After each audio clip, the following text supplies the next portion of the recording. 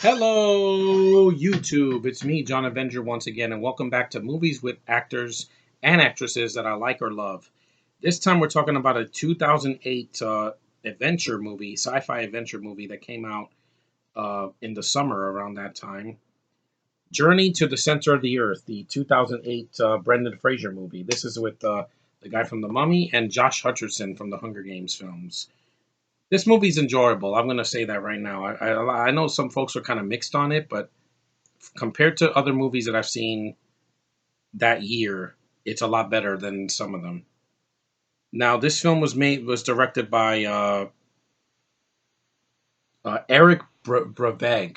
Bravig. He does visual effects. His most recent movie that he did the effects for was Doctor Sleep. So if you recognize his work, he did this movie and he did the visuals for Doctor Sleep, all the special effects of the glowing eyes and all that in that movie. I'm really looking forward to seeing that movie for Halloween. I'll be seeing that. This movie came out July 11th of 2008. And it's a fun movie. Like I said, it's very fast paced. It's only 93 minutes, so it's not as long as the Mummy films. Brendan Fraser's a decent lead. I prefer The Rock in the sequel, but I'll talk about that some other time. The movie's budget was very modest for a movie from 2008. It was 60 million and made 244 million worldwide. That's a lot of money. That's why I had a sequel. The film got mixed to positive reviews, yeah. But like I said, I'd rather watch this in The Mummy Returns because it's much shorter. There's no Rachel Weisz in it, thank God, and it's not as overstuffed. And I like this better than the Tom Cruise Mummy movie as well because it's basically to the point. Let's read the back. Brendan Fraser stars in this action-packed adventure based on the Jules Verne classic that is sure to deliver fun for the whole family. On a hunch to find the center of the earth, Trevor Anderson, his nephew, and their tour guide make a breakthrough discovery that launches them on a thrilling journey into the unknown. Into the unknown, but I'm not going to sing here. Uh, that's just a Frozen 2 reference if you get that. On a scramble to find their way back, the group travels through a never before seen world, encountering creatures and objects never imagined. Whether in 3D with glasses or 2D, that's when the 3D was big. Get close to the action, engage your sense of wonder, and take your own journey to the center of the earth. And that's pretty much the plot in a nutshell. Are there things I don't like? I don't like the lead girl. I prefer Vanessa Hudgens in the sequel. Anita Brim is awful in this movie. She's just flat. She's Icelandic, but I don't like her accent.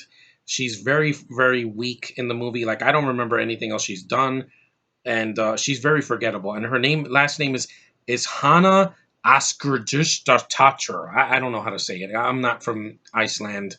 I have no idea how to say it, but I don't care about the character.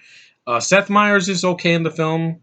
I don't really remember him too much, but he's okay. He's Professor Alan uh, something. Excuse me. Alan Kitson's. It's a much easier name to. And also, there's other actors that I don't know in it either. Like I wish if this had a better lead girl, this would be one of my favorite movies of 2008. But it's just not because she brings the movie down for me, and she's just awful. The critics were like mixed on it. They said they gave it a 61% of Rotten Tomatoes. It's not that bad, but like I said, I could take them or leave them at this point.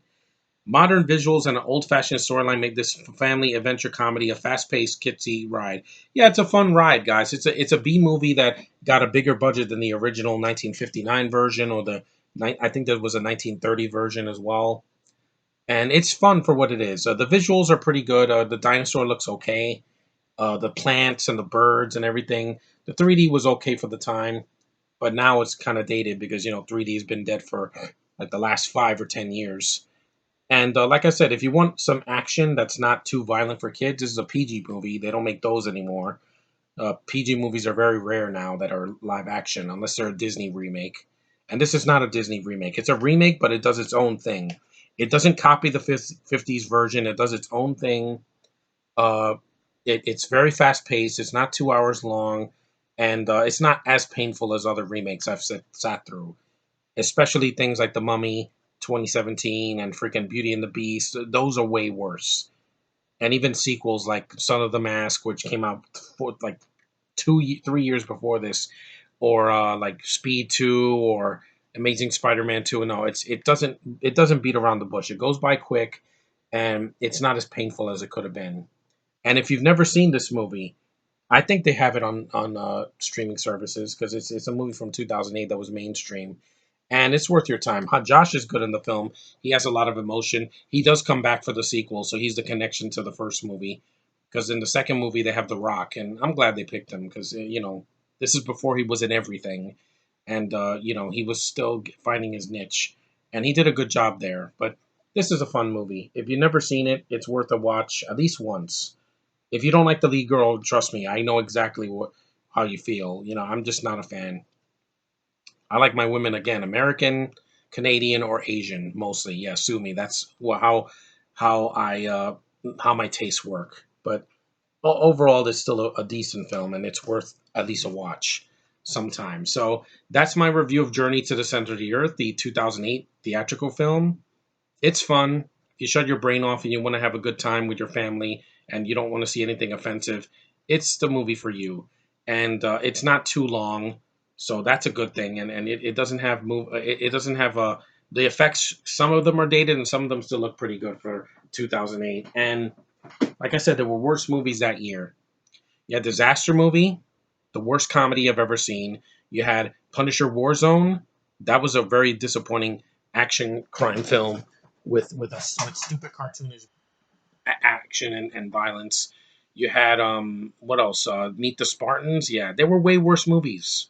Movies that had no plot. Movies that were shitty. Movies that were way too long. This is a nice balance of like a 90-minute movie, so it just goes by quick.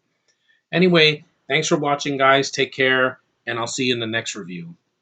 Peace.